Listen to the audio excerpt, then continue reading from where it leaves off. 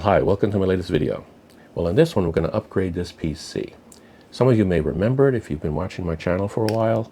It was built back in 2019 as a apartment warming gift for my daughter. Now, she helped me build it, and there's at least 3-4 videos that she's in that involve this PC. I also reviewed the case separately initially before that build, and I reviewed it again afterwards when we had some potential cooling issues. So I have all of those videos related to this PC, the case, and the last upgrade we did to it down in the notes below. So if you're interested, take a quick look at a few of those. It's always good to look back at some of the older ones from my perspective anyways. I don't know if some of you may feel the same way.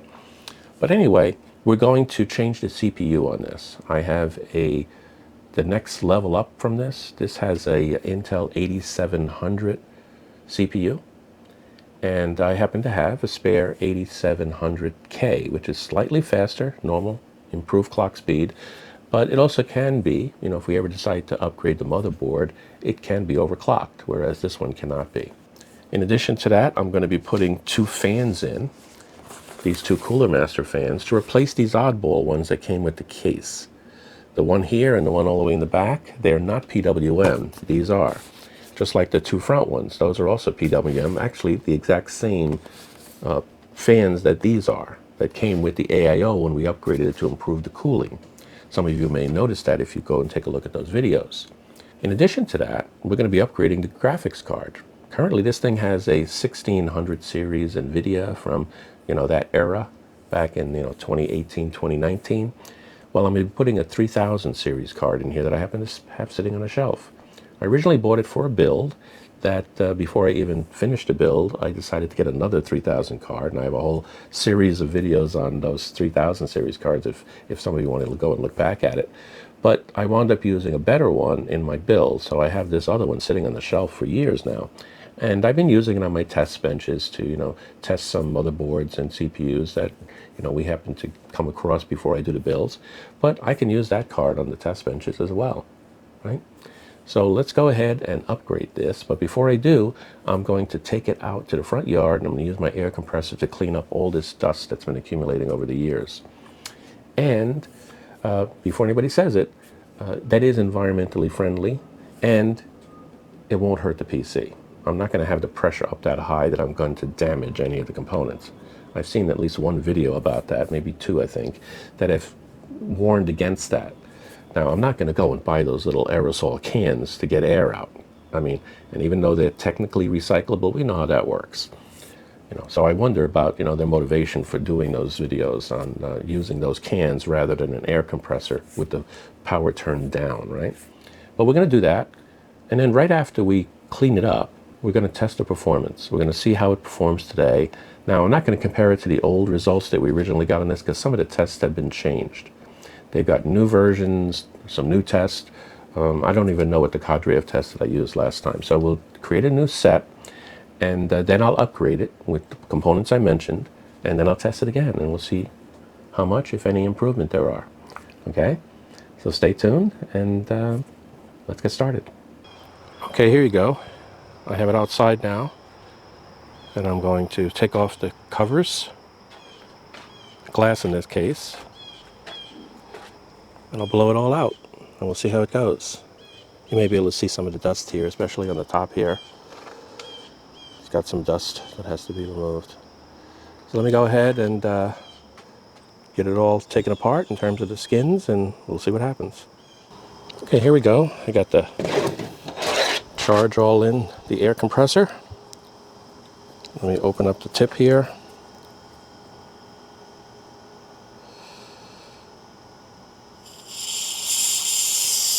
Make sure we're good here. There we go.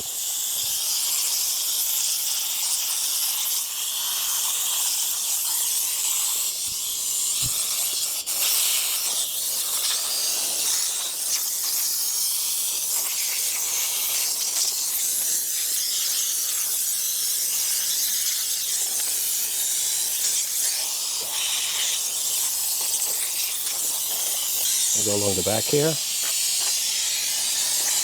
Get any dust out of there that's in.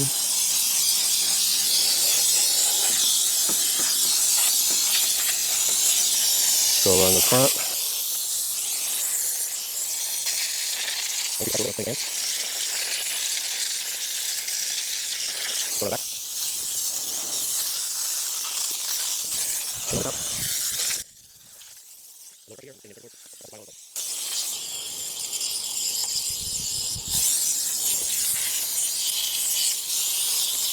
Okay, I think that's pretty good. Let's shut this off, and we should be good to go in and start doing the upgrade.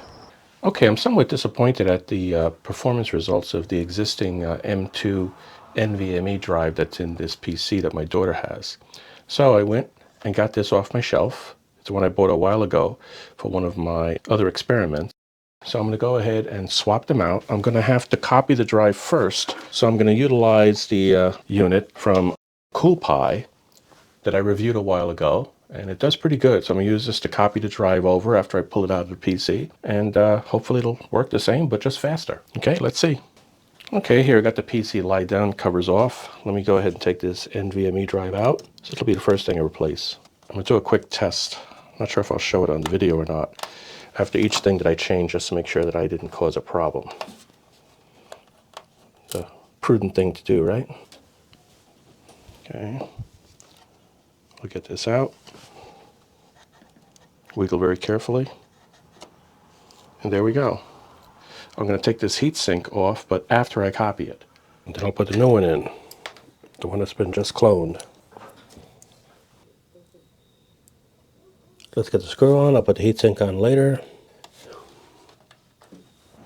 Okay, we've gone ahead and replaced the M2. I put it into the heatsink and put it back in place. And right now, that's what we have actually running the PC. It seems to be okay. Show you the result of some testing that we have up on the screen. You'll see those in charts at the end, more detail later. But right now I'm running Crystal Disk Mark, comparing to the original drive, just to make sure that we have an improvement. And we have pretty good improvement, significant actually.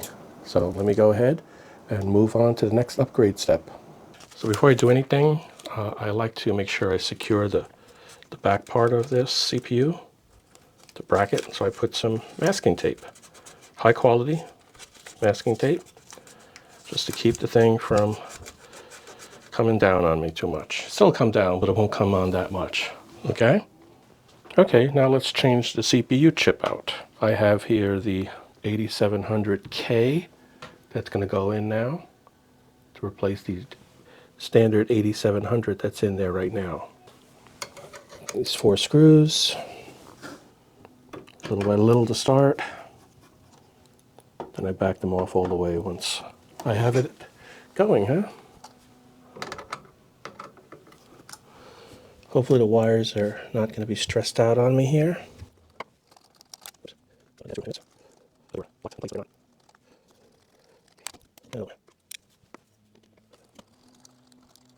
And we'll take this thing off. We'll wiggle it a little bit first, like that. It is sort of locked in place on me, so I have to cable tie it so I don't have it slammed down on me. Get myself a nice long cable tie, come in through the case, back into the case here.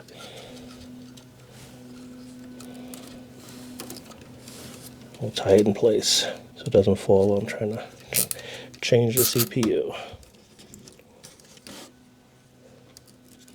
Tie this cable too, just in case. That way there's no movement. Got some 99% isopropyl alcohol. Clean that guy off before I remove him. Push in towards the center, right? So we got to push in from the ends towards the center.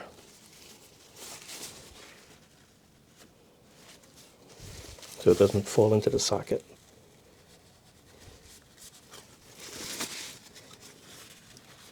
There's still going to be some that fall down there, but that's not a big deal. I will get that out once I get the CPU chip out. Now I might as well go ahead and clean this off as I have it up. The platen for the water pump cooler.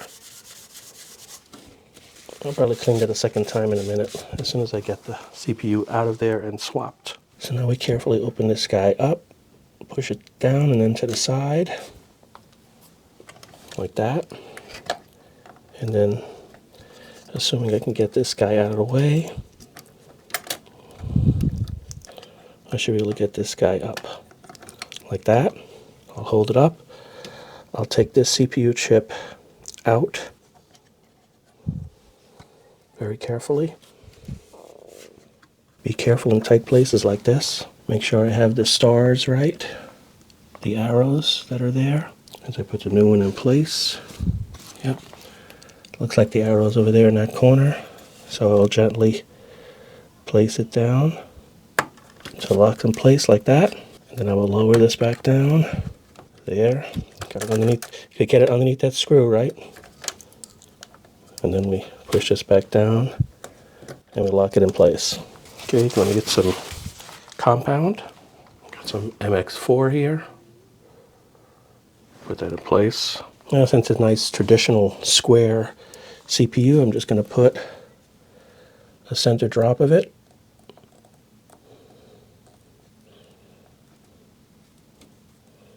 That should be good enough. Okay, now it's time to cut these tie wraps. Make sure that it doesn't drop, although it's not as bad with the socket with the CPU in it. Cut these guys out of here.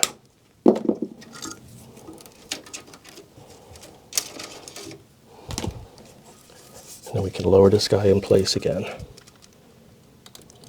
Very gently. It's still very delicate. I like to give it a little bit of a wiggle. And then I can put the screws back on. Well, in this case, the nuts very carefully. I'll just turn them until they touch. Once you get the first diagonal, it's a lot easier. Not likely that the bracket's going to fall back down. Just turning them until they touch. You want a nice even distribution of the thermal paste. And that only occurs if you screw these guys down pretty much in sequence, or so close to sequence that it's not going to affect it. There we go. 6, 6, 6.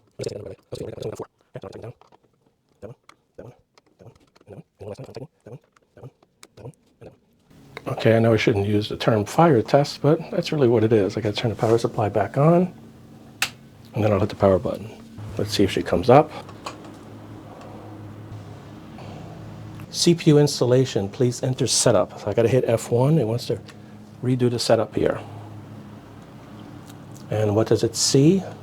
It now sees the 8700K. It's hard to see at that angle, but that says 8700K. CPU 3.7 gigahertz. Okay, so now let me go ahead, and it still has the XMP profile set, surprisingly. So let me go ahead and save the settings, save and exit. Okay, but you made me go into it. It says it didn't make any changes, but it made me go into it because it recognized it was a major change. So let's see what happens now. Looking for the Windows loop. There we go. The Windows is coming up. And we're in. So I'm going to go inside and I'm going to do a quick test, and then we'll move on to the next step. Okay? And now we're coming to the conclusion of the multi-core test on Cinebench R23. And so far it looks pretty good. There we go. I was going to wait till it finishes the screen though first. I forgot about that. And there we go. It's right in line with 8700K CPU that it had on here before, beating the 8700. Okay, with a score of 8428. I'll put the summary at the end of this video. Okay, now for what's going to be the most time-consuming and tedious job is changing out these fans, and that's mainly because of the wire dressing that I've done here. Okay, I'm going to pretty much have to pull it all apart because there's two different controllers for the two different types of fans. I have to make sure I get them all straight, and maybe add some more splitters, which I happen to have, you know, some handy here, some splitters for the RGB, because I am taking out two of the ones that are going to the one controller and putting them onto the motherboard. So let me just go ahead and start it. I won't film this part. I'll show it again when I'm pretty much done, before I start putting it back together. Okay, here it is with everything connected and working. Let me go ahead and show you what I mean by that in a moment. Turn it on. And we'll see what's on and what's not. Okay, as you can see here, we have all the fans working at this point. And I just need to do the cable management at this point. Okay. So let's get this guy back over again and start working on the cable management. going to take me a while. I'll jump ahead and just show you the final result, okay? Okay, here we go. This is about as good as I could do. The back fits on just fine. I already tested that. It took me 8 of these long cable ties, that's the excess that's left over, and 14 of these little ones in order to get the job done, which is not bad. I've taken a lot more on other jobs. This doesn't have any channels, so I had to do the best I could to get everything out of the way so I can access all of this if I need to, and I can get to these cables. These are just stuffed in here, they're cable tied together, so if I need more of them, it'll be handy. And that's about it. So now let me go ahead and move on to the next step, which is the new GPU. Okay, it's now time to change the final piece, the graphics card. Right now this has an MSI NVIDIA 1060 Ti in it, which is not bad for its time, but it's dated.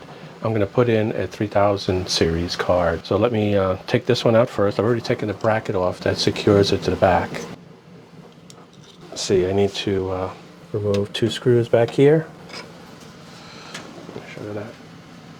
Back here, it's on the other side of actually the outside of the case, really. So I'm going to take that off. There's 2 of these plastic protected screws, sort of like the ones that hold the back cover on.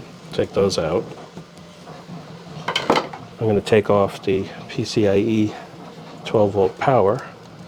This only has 1 connector. The new one's going to need 2. Now, I'm going to do something I don't normally like to do. I don't have a second cable coming from the power supply. This power supply doesn't support it. So I'm going to use both of these. And not the best, but if it gives me any issues, I will change the power supply out next. I hope it doesn't come to that, but we'll find out. So now let me get in here, click the little clicker down here, and pull the card out. Oh, I should take the cable off the back end first, right? And there we go. I'm not going to throw this away. This is going to be going into one of my test benches. So, good card for its time, as I said. So we'll put this on the side. And then we'll get the big 3060 Ti from NVIDIA. This particular one is a Rogue Strick, which means it actually comes with 2 different BIOS settings, performance and standard. So we'll probably be playing with that later, but for now I'm just going to put it in here and see what we get. Okay, there's a little switch right now. Right now it's on to that position here, which is the quiet mode, so non-performance. I'll switch it to the other one if we want to get performance out of it. Okay, let's put this in. Barely fits. It's a large card, right? Still uses 2, so we're good at that. So I can just get it into the connector here, the PCIe connector, down on the bottom here. And it should just go in. And there we go. Let me put the 2 screws on the back. Okay, it's in here nice and secure now. Let me get these PCI power connectors on. Start with the farthest one first.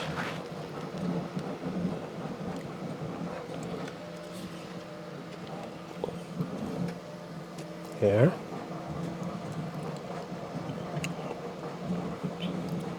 And this one here.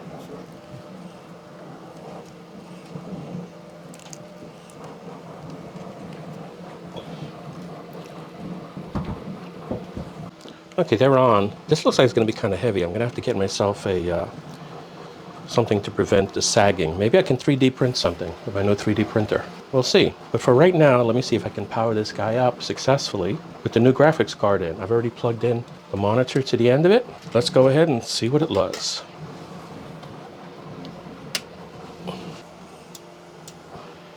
Well, it lights up. I heard the beep. There it goes. Windows is coming up. So definitely working. I'll have to set it up and make sure that it has all the right drivers to it now. But I think that's good for now. Let me go now and finish the testing, and then I'll follow up this last film clip with the final results in the form of some diagrams. Okay?